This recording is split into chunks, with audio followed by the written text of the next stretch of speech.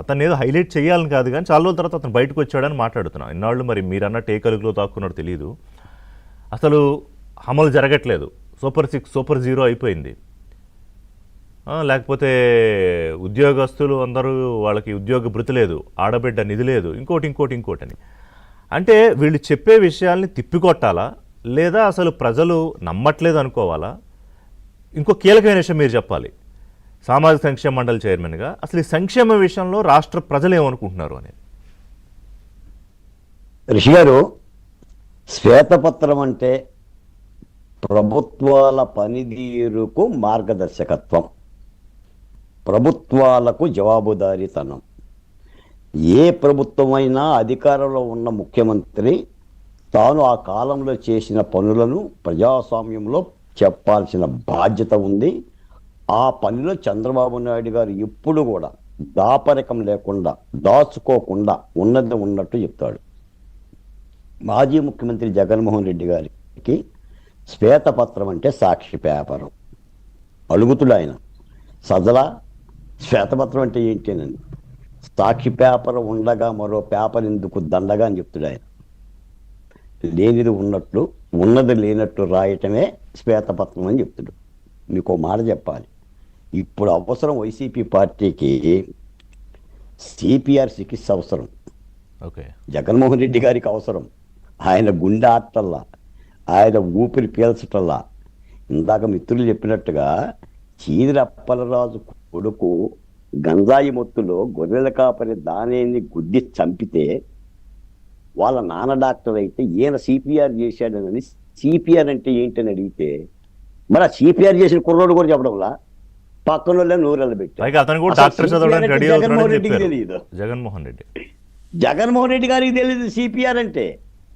ఇప్పుడు శ్వాస ఆడినప్పుడు, హృదయ స్పందన ఆడినప్పుడు చేసే అత్యవసరమైన చికిత్స, ఆ సంగతి కూడా తెలియదు.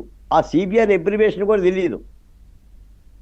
కార్డియో పల్మనరీ రిసిటేషన్ అనే సంగతి కూడా తెలియదు. మరి వీళ్ళందరినీ ఏం చేద్దాం సార్? ఇప్పుడు మీరు అన్నారు మేము అధికారంలోకి వస్తే డిఎస్సి రద్దు చేస్తాం, మేము అధికారంలోకి వస్తే అమరావతి భూములు వెనక్కిస్తాం, మేము అధికారంలో వస్తే పీపీఏ విధానాన్ని రద్దు చేస్తాం, మళ్ళీ మేము అధికారంలోకి వస్తే పోలవరాన్ని పూర్తి చేస్తాం, మళ్ళీ మేము అధికారంలో వస్తే భోగాపురం ఎయిర్పోర్ట్ దగ్గరికి ఎర్ర బస్సులు పంపిస్తాం, విమానాలను రద్దు చేస్తాం,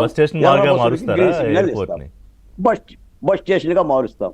ఇప్పుడు సిపిఆర్ ఎవరికి అవసరం అండి? వైసీపీ పార్టీకే కదా దానికి అవసరం సార్ సిపిఆర్. దాని గుండె ఆటల్లా, ఆయనకి ఏం చేయాలో తెలియటంలా. ఏంటి సార్, మీకు ఒక మాట చెప్తాను సార్, స్కూటిగా చెప్తా. రోజా గారు కానీ, కొడాలి నాని గారు కానీ, అంబటి రాంబాబు గారు కానీ, చీదిరి అప్పలరాజు గారు కానీ, జోగి రమేష్ గారు కానీ, మీరు 5 ఏళ్ల పరిపాలనలో ఏం చేశారో మీరే గూగులమ్మ తల్లి దగ్గరికి వెళ్ళి అడగండి. మీ ప్రేలాపనలు, మీ ప్రగల్భాలు, మీ ఒంటి మీద గుడ్డలు లేని మాటలు. నేను చెప్తున్నా రిషి గారు, రాముడి అంతటి వాడికే రావణాసురుడి బాధలు తప్పల. సీతమ్మను అపహరిస్తే ఎన్ని రోజులు, ఎన్ని గడియలు, ఎన్ని యుగాలు ఒకచి ఉంటాడు. ధర్మరాజు అంతటోడికే దుర్యోధనుడి బాధలు తప్పల. ఈ రోజున చంద్రబాబు నాయుడు గారికి కూడా ఇలాంటి క్రిమినల్ పార్టీ జగన్మోహన్ రెడ్డి గారు చేసి విచ్ఛిన్నకరమైన విధానాలు, బాధలు తప్పవు. చంద్రబాబు గారి మాటల్లో గొడ్డలి పార్టీ అయినా సరే, అవును గొడ్డల పార్టీ అయినా సరే, ఐ ఫేస్ దెమ్. నేను ప్రజల్లోనే తిరుగుతున్నాను, ప్రజలతో మాట్లాడుతున్నాను. 2029 కూడా కూటమిదే విజయం, చంద్రబాబు నాయుడు గారే ముఖ్యమంత్రి. మరో 29 తర్వాత వైసీపీ కనిపించదండి. ఇక దానికి సిపిఆర్ కూడా అవసరం లేదండి. పాడగట్టి దింపుడు కళ్ళం ఆశ కూడా లేకుండా తీసుకెళ్ళటమే. ఏంటి సార్ ఆ విధానాలు? ఏంటి ఆ విధానాలు? దేని గురించి మాట్లాడుతున్నారు?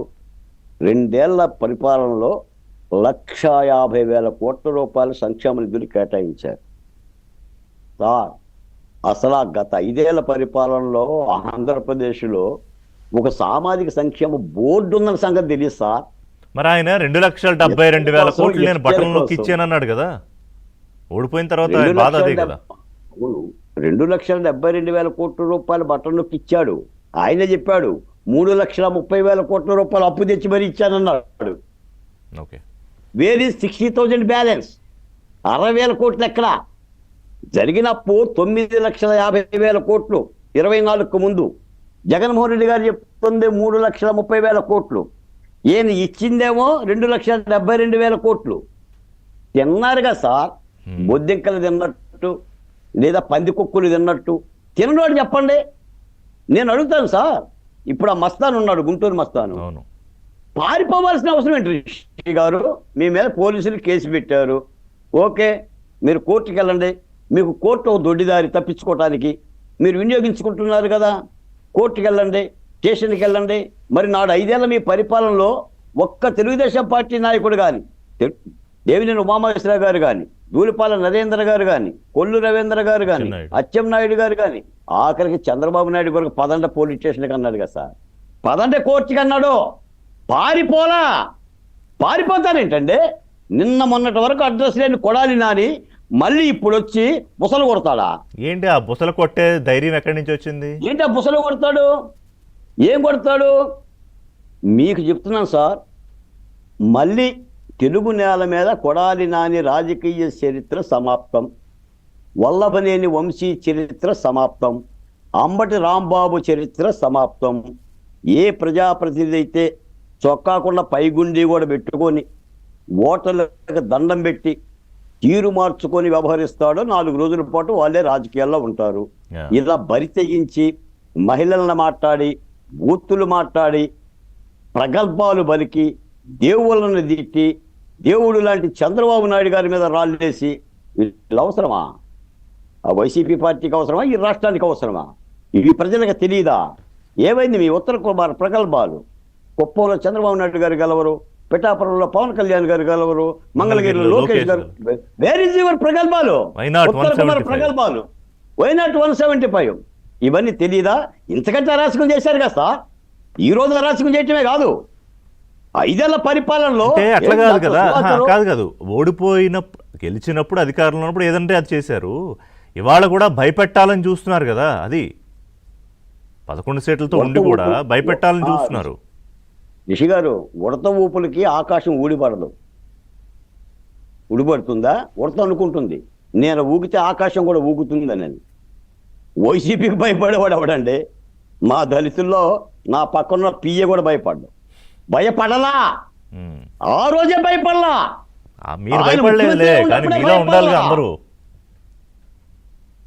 సార్, ప్రజలు అమోఘమైన తీర్పునిచ్చి 11 సీట్లు 151 స్థానాలు వచ్చిన ఒక రాజకీయ పార్టీకి 11 ఇచ్చారంటే ఏంటంటే సార్, మరణశిక్ష వేసినట్టు కాదా? No doubt. జీవిత ఖైదు వేసినట్టు కాదా?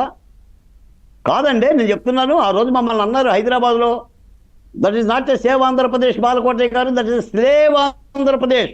మీరు జగన్మోహన్ రెడ్డి గారి బానిసలు అని చెప్పి మాట్లాడారు, ఎగతాళి చేశారు. ఓడించలా? ఇదే దళిత బిడ్డలు తిరగబడలేదా? ఆంధ్రప్రదేశ్లో 36 ఎస్సీ ఎస్టీ అసెంబ్లీ నియోజకవర్గాలు ఉంటే 36కి 35 అసెంబ్లీ నియోజకవర్గాలు కూటమి పార్టీవే కదా. కరెక్ట్. ఎక్కడుంది ఆయనకి?